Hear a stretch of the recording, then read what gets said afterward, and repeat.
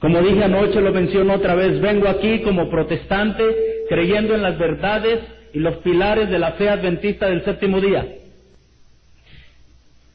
Y en esta noche vamos a hablar de una profecía que se está cumpliendo.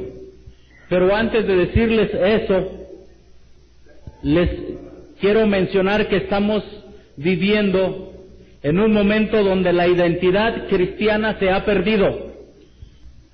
Si abrimos nuestras Biblias en Mateo capítulo 3, verso 17, donde se habla acerca del bautismo de Jesús. Mateo 3:17 dice así, hablando cuando Jesús se estaba bautizando, y hubo una voz del cielo que decía: este es mi Hijo amado, en quien tengo complacencia. Esta es la identidad que Dios, con la cual vino Cristo. Él vino como Hijo amado de Dios. Pero como vino Cristo a un terreno enemigo, a la tierra, porque el diablo se creía dueño de esta tierra, el diablo tenía un plan para Cristo. ¿Cuál era ese plan? El plan era de que Cristo perdiera su identidad como Hijo de Dios. Y ese plan no ha cambiado. El día de hoy, Satanás quiere que tú pierdas tu identidad como verdadero Hijo de Dios, como aquel que guarda los mandamientos y tiene la fe de Jesús. Y yo no creo que nadie de los que está aquí presente quiere caer en el plan de Satanás, de perder su identidad como verdadero Hijo de Dios. Así que mientras Jesús estaba bautizando, vino una voz del cielo que decía: este es mi Hijo amado. Pero cuando Jesús está en el desierto, teniendo mucha hambre, se le acercó el tentador y le dijo: si eres Hijo de Dios, di que estas piedras se conviertan en pan.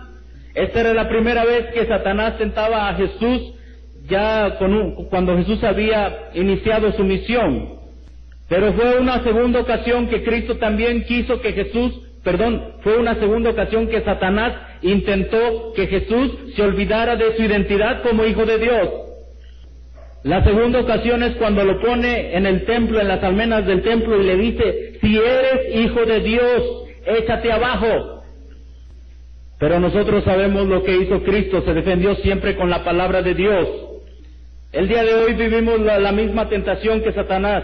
Si eres adventista del séptimo día, si eres un fiel buscador de la palabra de Dios, entonces Él te va a tentar a dejar tu identidad a un lado, y a que tú la cambies por los diferentes movimientos que están atentando contra la identidad del pueblo de Dios. La palabra de Dios dice que a los que recibieron a Jesús, les dio potestad de ser llamados hijos de Dios. Y el movimiento ecuménico es lo que está haciendo precisamente. Quiere perder la identidad de los verdaderos hijos de Dios. La quiere eliminar y quiere hacer solamente una gran compañía, una gran iglesia a nivel mundial, donde los verdaderos hijos de Dios no se destaquen. Y Cristo nos ha dado ejemplo para salir vencedores.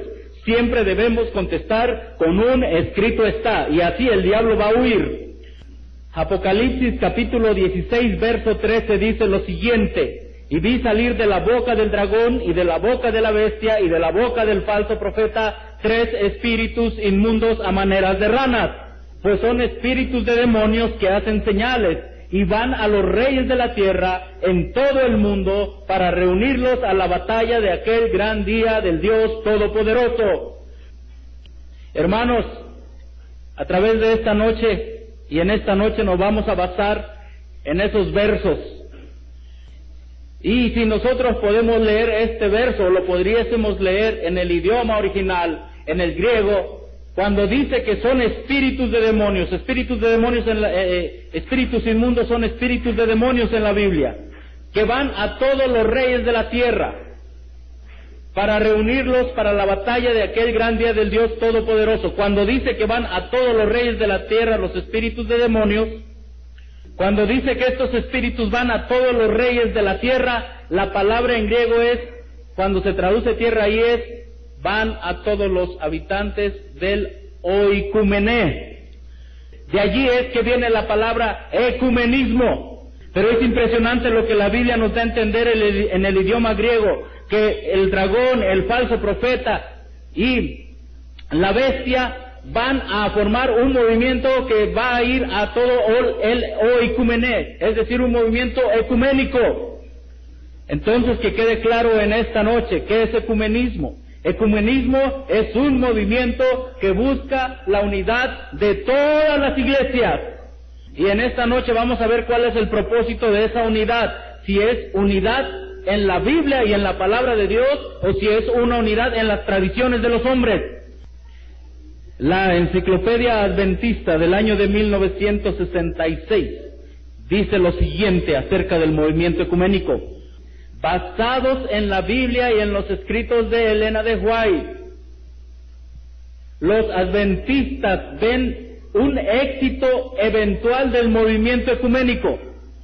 Basados en la Biblia y en los escritos de Elena de White, los adventistas ven un éxito eventual del movimiento ecuménico.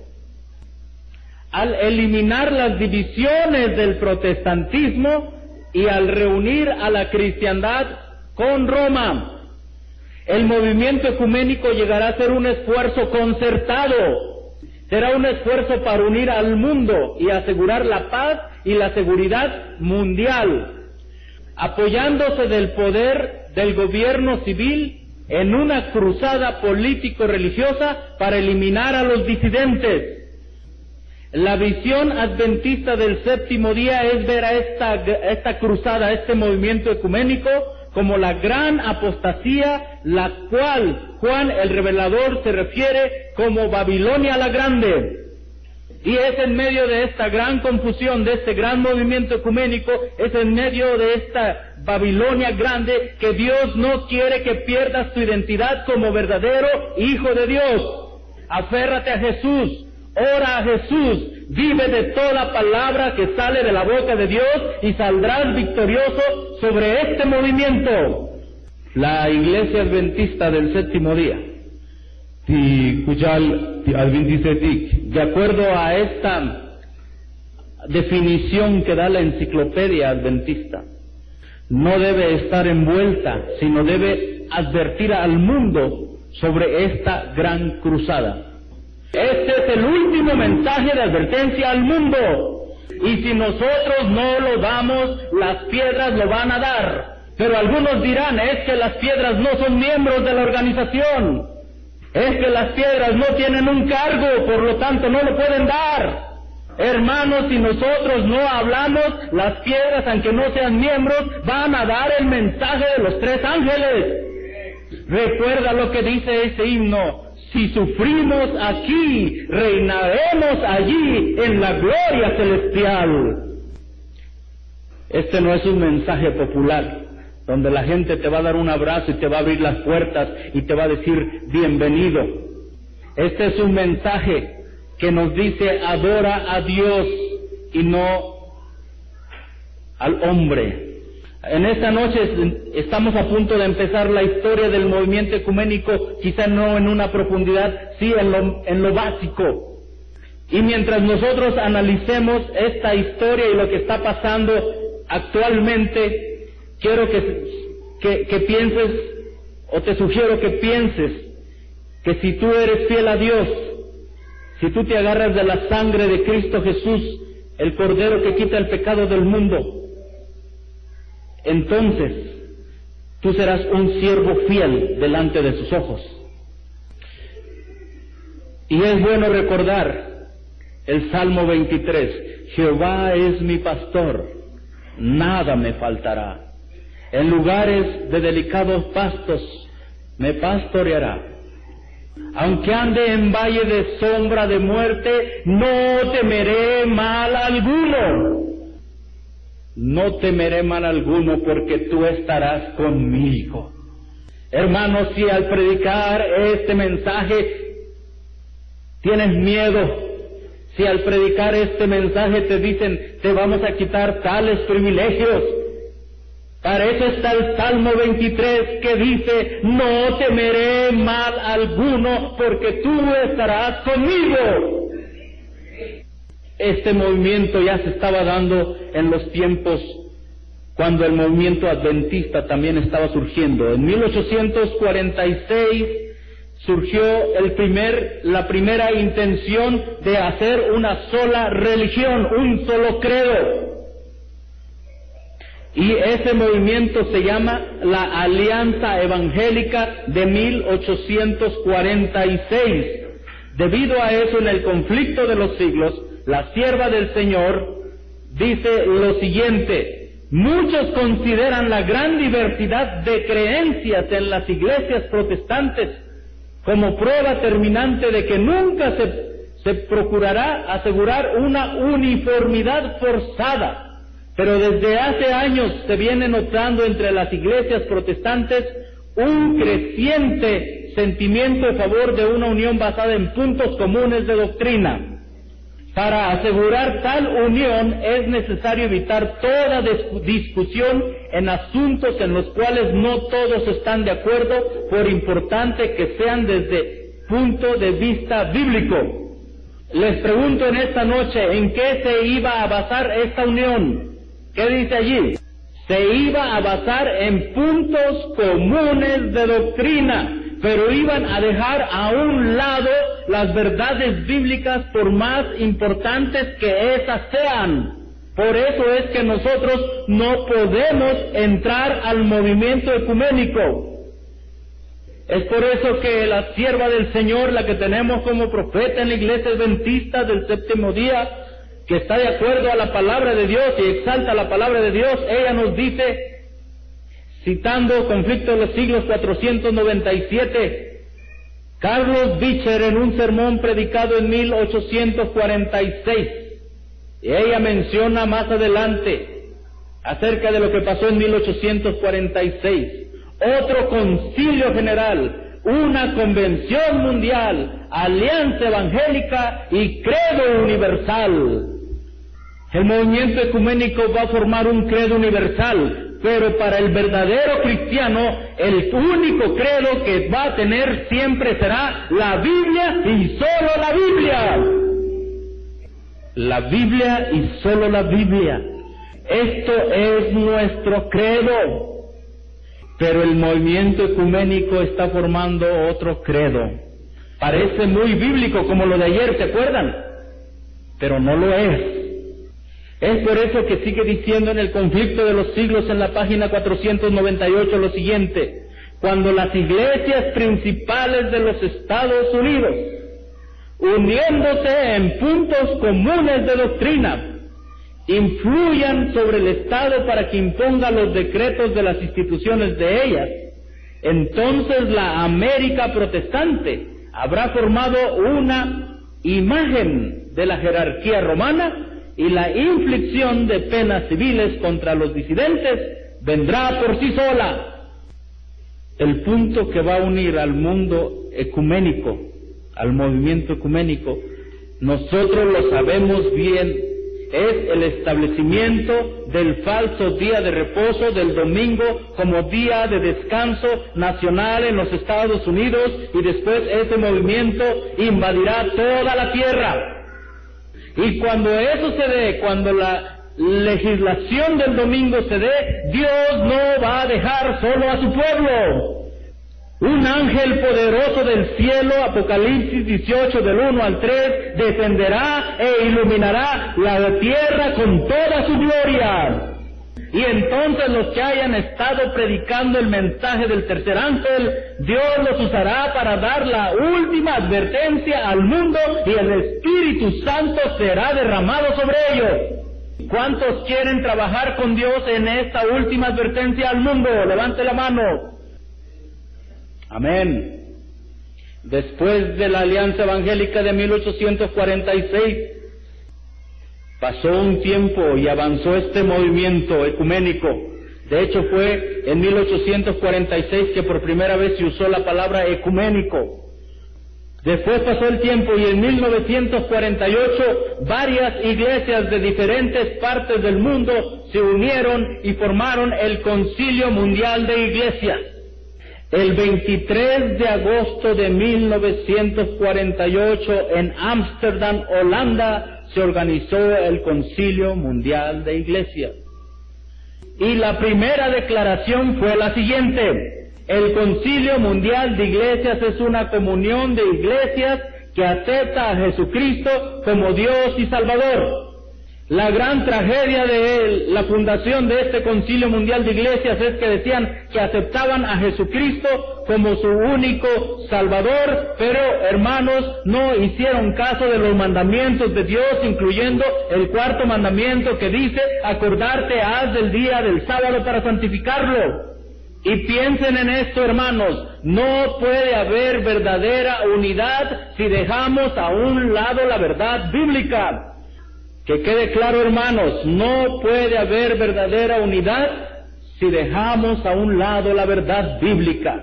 Aquí traigo una ilustración en la pantalla. Ese círculo que ustedes perciben es el movimiento ecuménico. Pero el movimiento ecuménico tiene diferentes expresiones. Una de esas expresiones o manifestaciones del movimiento ecuménico fue ya más contemporáneamente el Concilio Mundial de Iglesias. Otra manifestación del movimiento ecuménico muy reciente, del año 2000 para acá, se llama las Iglesias Cristianas Juntas en los Estados Unidos. Otra expresión o manifestación del movimiento ecuménico se llama el Foro Cristiano Mundial. Otra manifestación o expresión del movimiento ecuménico en favor de la unidad de los cristianos son los concilios nacionales de iglesia que hay en cada país. Otra manifestación del movimiento ecuménico son las comuniones cristianas mundiales. Las comuniones cristianas mundiales es la expresión más grande del movimiento ecuménico, pues abarca 2 billones de cristianos. Muy bien, después de que se formó el Concilio Mundial de Iglesias en 1948, todavía los líderes de la Iglesia Católica no se atrevían a unirse al movimiento ecuménico. Pero finalmente decidieron unirse al movimiento por la unidad de los cristianos, por así decirlo, el movimiento ecuménico, y se anunció el Concilio Vaticano II de 1962 a 1965 se llevó a cabo. Pero había un gran problema en ese momento para el Vaticano. ¿Cómo vamos a hacer que vengan los de la línea protestante, aquellos que traen la línea de la Reforma Protestante de Martín Lutero? ¿Cómo le vamos a hacer con los metodistas, con los presbiterianos, con los bautistas, con los adventistas? ¿Cómo le vamos a hacer con todos ellos? ¿Cómo los vamos a invitar que vengan? Entonces, el problema que tenían era, ¿cómo le vamos a hacer con las iglesias que traen la ideología de Martín Lutero? Que nosotros, ellos decían que los católicos, específicamente el papado Martín Lutero, dijo que era el anticristo. ¿Cómo le vamos a hacer para que se borre esa idea de la cabeza de la línea protestante de la Reforma? Entonces, como ya estaba organizado para ese tiempo unas iglesias organizadas en el Concilio Mundial de Iglesias, el Vaticano hizo contacto con el Concilio Mundial de Iglesias para que llamaran a aquellas otras iglesias que habían salido de la Reforma Protestante. Esta información ustedes la pueden encontrar en las revistas del Concilio Mundial de Iglesias. Y fíjense lo que pasó entonces. Los del Vaticano fueron con los del Concilio Mundial de Iglesias y le dijeron: queremos que las iglesias que salieron de la Reforma Protestante vengan al Concilio Vaticano II. Para que ellos vengan, nosotros les vamos a dar todos los planes de lo que se va a tratar en el concilio. El Concilio Mundial de Iglesias agarró esos planes, fue con las iglesias emanadas de la Reforma Protestante, les dio los planes, y la mayoría de las iglesias de la Reforma Protestante volvieron a Roma. Ahora recuerden que ayer les hablé del Concilio de Trento, ¿se acuerdan? ¿Sí se acuerdan? Es allí donde por primera vez se reunieron los líderes católicos y dijeron: queremos que los protestantes regresen ya. La Reforma Protestante había sido en 1517, ellos se reunieron en 1545, querían que los protestantes regresaran ya, pero no fue posible. Y tuvieron que pasar cerca de 400 años para que...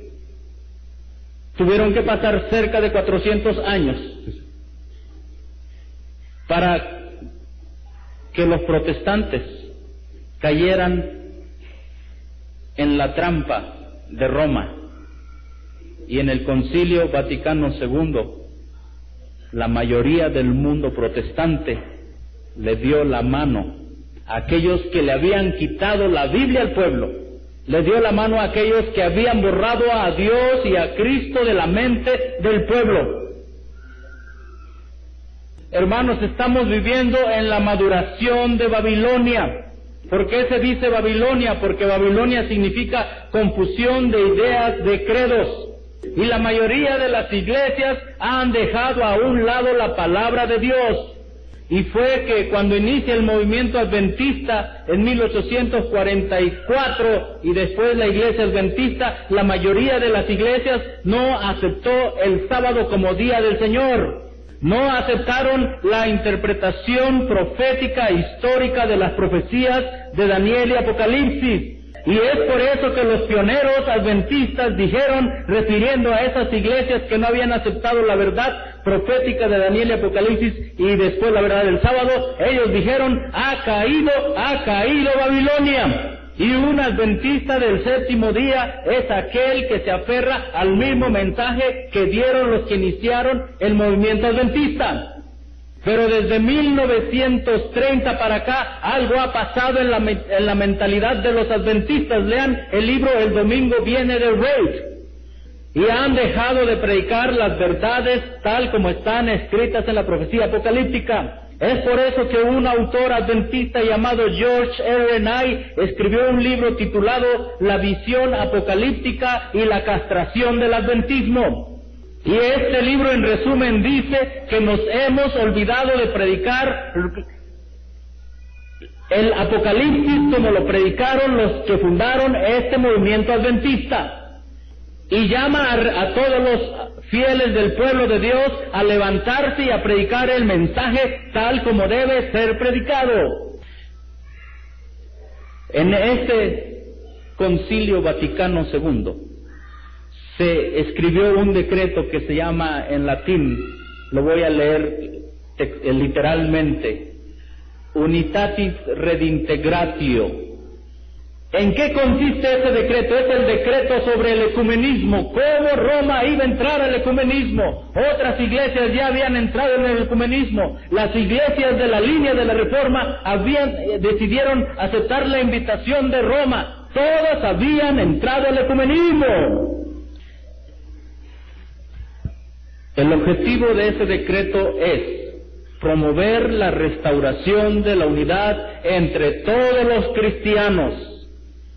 Este movimiento no lo podemos evitar, se va a dar, va a seguir aumentando en fuerza.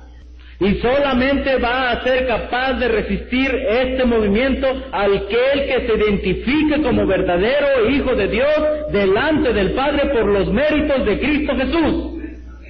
Ecumenismo de la manera de Roma es el siguiente. Ellos dicen, vamos a entrar al movimiento ecuménico, pero lo primero que vamos a hacer, vamos a eliminar, atrás por favor, vamos a eliminar las palabras, la siguiente por favor, vamos a eliminar las palabras, juicios o actos que sean contrarios en justicia a la condición de nuestros hermanos separados. Es ahí por primera vez que ya no nos llaman a los protestantes herejes, sino dicen vamos a quitar la palabra hereje y vamos a llamarle hermano separado. Así que tenían que liberarse de todos los juicios que se tenían. Por eso es que en esta encíclica, Actas y Documentos Pontificios, la Iglesia y las culpas del pasado, la Iglesia Católica pidió perdón por todas las persecuciones, todo lo que le hizo a los protestantes. Y cuando los protestantes vieron que la Iglesia pidió perdón por medio de Juan Pablo II, muchos vieron en Roma una nueva Roma. Pero si leen el conflicto de los siglos, dice que Roma nunca cambia. Y hago un paréntesis otra vez, como hice ayer, un espacio. Si hay algún fiel hermano o una fiel persona de otra organización religiosa o incluso un fiel creyente en la Iglesia Católica Romana en este momento, le digo en el nombre de Jesucristo ve a la Biblia, busca en la palabra de Dios la verdad, y allí la vas a encontrar. Y en el momento que tú leas la Biblia, te convertirás en un protestante. Pero más de convertirte en un protestante, te aceptas a Jesucristo como el Hijo de Dios y aceptas lo que Él hizo en la cruz y le pides la ayuda al Espíritu Santo para que todos los días vivas con Jesús, serás un hijo de Dios. Así que el primer paso era eliminar todos los juicios. Y es por eso que antes los protestantes se llamaban protestantes. Ahora ya no se llaman protestantes, la mayoría se dice evangélicos. Bueno, en segundo lugar, como Roma iba a entrar al movimiento de la unidad a través del diálogo ecuménico. ¿Qué significa esto? Lo voy a resumir en pocas palabras. Se iba a reunir, por ejemplo, los bautistas con los católicos, iban a decir, ¿tú crees en la palabra de Dios? Ambos iban a decir, sí, creemos en la palabra de Dios. El bautista a su manera, el católico a su manera, pero total creemos en la Biblia. Eso es el diálogo ecuménico. Y una última manera como Roma entró al ecumenismo, a través del bien común. ¿Qué es el bien común? Bueno, todos vamos a unirnos para ir a darle de comer a tal grupo en tal lugar, para ponerle agua potable a tal grupo en tal lugar, y de esa manera se iban a unir. Muy bien, hay un libro que se llama Unidad de las Iglesias, una posibilidad actual. Unidad de las Iglesias, una posibilidad actual. Hermano, este movimiento está trabajando, tú debes estar despierto. Y este movimiento en este libro dice lo siguiente. Bueno, ahí hay una pregunta que no se percibe muy bien, pero la pregunta es, ¿qué van a hacer los líderes de todas las iglesias para apoyar la unidad? Dice aquí lo siguiente, en ese libro dice, con respecto a esta dificultad y peligro, uno ciertamente será capaz de decir que los líderes de las iglesias ¿de qué? De la Reforma estarán suficientemente seguros del apoyo de la mayoría de sus miembros antes de hacer esta decisión. Escuchen todos los protestantes, el plan es que sus líderes ganen el apoyo de la mayoría para que ellos tomen decisión a favor de la unidad. Pero si tus líderes están apoyando el movimiento ecuménico, tú debes de vivir de toda palabra que sale de la boca de Dios y no del hombre. La palabra de Dios nos dice que no nos conformemos al mundo, no agarremos la forma del mundo, no agarremos la idea de unidad del mundo. En San Juan 17 nos dice, santifícalos en tu verdad, tu palabra es verdad. Y es a través de la palabra que es verdad como todos podemos llegar a ser uno en las verdades bíblicas, no en el movimiento que ignora las verdades bíblicas. En este libro están muy preocupados. ¿Saben por qué? En el libro La Unidad de las Iglesias. Están muy preocupados y dicen, ¿qué si hay un grupo de gente en cualquier movimiento protestante?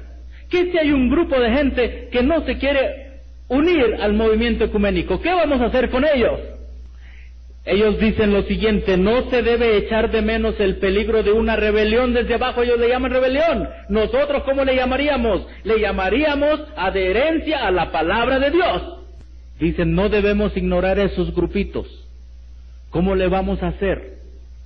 Esos grupitos que se rebelan contra sus líderes eclesiásticos que están apoyando el movimiento ecuménico, no debemos echarlos de menos. ¿Cómo le vamos a hacer? Esto es lo siguiente. En base al conocimiento teológico y a la conciencia religiosa, los representantes de tal liderazgo eclesiástico pueden decidir a favor de la unidad de la iglesia y pueden trabajar con celo suficiente entre los miembros de su iglesia para ganar su entendimiento a favor de esa decisión de la unidad. En otras palabras, van a usar el lenguaje de tu congregación, van a usar el lenguaje de lo que se habla en tu iglesia, y con ese lenguaje te van a convencer de que está bien que todos los cristianos se unan, y también van a manejar la conciencia religiosa. De esta manera van a manejar tu conciencia. Te van a decir que estás fuera del cielo, que estás excomulgado, que no tienes cobertura o que estás desfraternizado. Son los mismos lenguajes que se utilizan en las diferentes iglesias para decir que ya no tienes el favor de Dios. Y la gente se pone a temblar. En ese momento están jugando con su conciencia. Oh, voy a quedar fuera del cielo. Oh, ya no soy hijo de Dios. Oh, ya no tengo mi cargo. Pero hermanos, les recuerdo esta noche lo que dijo el gran reformador Martín Lutero. Mi conciencia está encadenada a la palabra de Dios. Jehová es mi luz y mi salvación. No temeré lo que me haga el hombre. Este libro, la palabra de Dios, es la conciencia del cristiano. No debes temer lo que te haga el hombre. Amén. El hombre no te puede sacar del cielo. El hombre no te puede perdonar los pecados. El hombre no te puede dar santidad. Ni una gota de sangre derramó el hombre para que tú te salvaras. La única gota y gotas de sangre que fueron derramadas por Jesucristo nuestro Salvador. Por lo tanto, tu conciencia debe estar sujeta a Cristo, tu Salvador. Él debe ser tu guía, tu pastor, tu Salvador, y será tu Redentor cuando venga por segunda ocasión. Hermanos, no tengamos miedo de lo que nos pueda hacer el hombre. Sé fiel hasta la muerte, dice Apocalipsis en el mensaje de Esmirna, y yo te daré la corona de la vida. Hay una gran ventaja que ya se tiene para que las iglesias se unan. ¿Saben cuál es esa gran ventaja? Está en este libro, Unidad de las Iglesias, página 54, dice: de hecho, la congregación promedio en las iglesias protestantes usualmente practican el tipo de obediencia a sus líderes religiosos como la que se acostumbra en la Iglesia Católica Romana. Necesito hacer una palabra de aclaración aquí. Dios puso a los pastores y a todos los líderes religiosos con un solo propósito: que enseñaran la palabra de Dios tal y como es y no ir en contra de la palabra de Dios. Pero los líderes o pastores envueltos en el movimiento ecuménico se ponen arriba de la palabra de Dios. Ese es el problema. Es por eso que dicen ellos, tenemos una ventaja, la misma obediencia. ¿Cuál es la misma obediencia que tienen los católicos hacia sus líderes? Es una obediencia que dicen, si lo dijo el sacerdote, es verdad, no necesito verificarlo en la Biblia. Pero el mundo protestante empezó diferente. Si está escrito en la Biblia, es que es verdad. La obediencia católica es, si lo dijo el sacerdote o el hombre, es verdad. Ahora ese mismo tipo de obediencia, dicen, está en el mundo protestante. Ahora el protestante dice, si lo dijo el pastor, es verdad. Ya el protestante no va a la Biblia. Ahora dice, si lo dice mi líder, si lo dice el apóstol, si lo dice el profeta, si lo dice el departamental, si lo dice el presidente de una asociación, es verdad. No importa lo que diga la Biblia. Hermanos, Dios nos hace un llamado en esta noche a ser protestantes, en otras palabras, a volver a la Biblia y solo a la Biblia, y todo dicho que mencione el hombre sea juzgado por la Biblia. ¿Por qué digo eso? Porque la organización adventista no es la excepción al movimiento ecuménico. Algunos observadores de la organización asistieron al Concilio Vaticano II. Y de allí se inició un tipo de relación con una organización que se llama las Comuniones Cristianas Mundiales. A ver, repítelo. Y del Concilio Vaticano II, donde fueron los observadores, algunos observadores de la organización adventista, se envolvieron en las Comuniones Cristianas Mundiales. Y debido a su participación en las Comuniones Cristianas Mundiales, que es otra expresión del movimiento ecuménico, en mayo de 1977, un representante de la organización le dio una medalla al Papa Pío VI en Roma. El Instituto de Investigaciones Bíblicas dice lo siguiente respecto a esa visita: que fue una visita para darle una medalla al Papa porque había abierto la libertad religiosa a todo el mundo. Pero se olvidaron del conflicto de los siglos, se olvidaron de Apocalipsis 13, que así como ese mismo poder persiguió un día a los valdenses, a los hugonotes, a los lolardos, a todos los fieles de la Edad Media, ese mismo poder volverá a perseguir a los fieles que guardan los mandamientos de Dios. Y algún día, yo no sé si tengan tiempo, tendrán que irle a quitar esa medalla. Y algún día, los que le dieron la medalla, le tendrán que ir a quitar la medalla. Y hermanos, así siguió el movimiento ecuménico dentro de nuestra querida organización. Hubo voces que se levantaron denunciando esta apertura al ecumenismo. Y estos hermanos fieles fueron denunciados como herejes, como separatistas, como alarmistas. Otro momento muy triste fue en la sesión de la Conferencia General, julio 10, 1990, a las 3:15 p.m. Un observador e invitado oficial del Concilio del Vaticano, encargado de promover la unidad de los cristianos, llegó a la sesión general representando a la Iglesia Católica Romana y trajo saludos de parte de la Iglesia Católica Romana y oró por el pueblo de Dios, y todos los adventistas ahí le aplaudieron. Si ustedes quieren saber más de esto, vean la revista Adventista, julio 10, 1990. Por eso debemos de depender no de la obediencia al hombre, sino de la obediencia a Dios. La misericordia de Dios es grande. Él puede perdonar a su iglesia, pero no podemos como iglesia seguir traicionando el mensaje del tercer ángel. Ha llegado el tiempo en que nos preguntemos si queremos seguir siendo adventistas del séptimo día o adventistas ecuménicos. Les recomiendo que lean el sermón del pastor Ted Wilson, nuevo presidente de la Conferencia General. En su primer párrafo de su sermón inaugural dijo lo siguiente: que el mundo estaba en caos por todo lo que está pasando. Y él dijo: avancen, no retrocedan.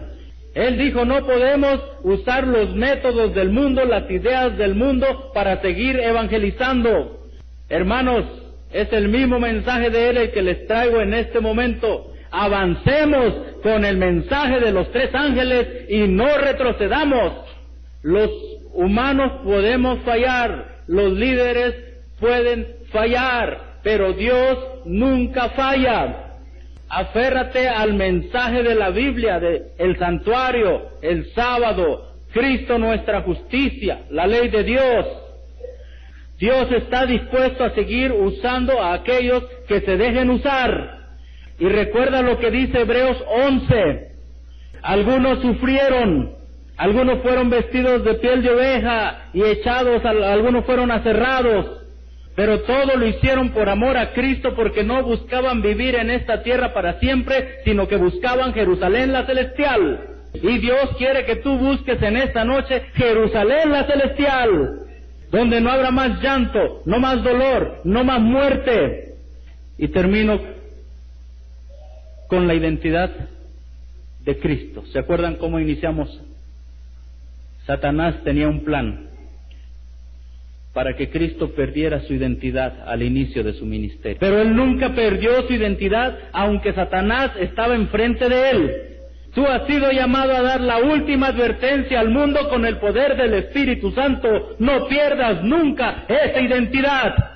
Y cuando Cristo estaba en la cruz, dijo: Elí, Elí, lama sabactani. Dios mío, ¿por qué me has abandonado? En ese momento, Cristo estaba por cumplir su misión, dar su vida en rescate por todos nosotros. Pero no podía haber cumplido su misión si él hubiese perdido su identidad como hijo de Dios y le hubiera hecho caso al diablo. Pero él cumplió su misión, él murió por ti y por mí, porque él creyó su identidad, él creyó fielmente que era hijo de Dios. Al mundo y a todos los fieles guardadores de los mandamientos de Dios por la gracia de Jesucristo, también les espera un Getsemaní, también nos espera terminar nuestra misión en esta tierra. Pero para completar esa misión, Dios quiere que tú sigas siendo un fiel proclamador de las verdades que Dios le ha dado a su pueblo remanente. No te avergüences de ellas. Hermanos, que Dios nos bendiga en esta noche, y que a pesar de que el movimiento ecuménico va a tener un aparente éxito, no será un éxito eterno. El éxito será de los santos del Altísimo. Vamos a pararnos, vamos a orar. Nuestro Dios y Padre que estás en el cielo, tú eres nuestra fortaleza, nuestro pronto auxilio en las tribulaciones.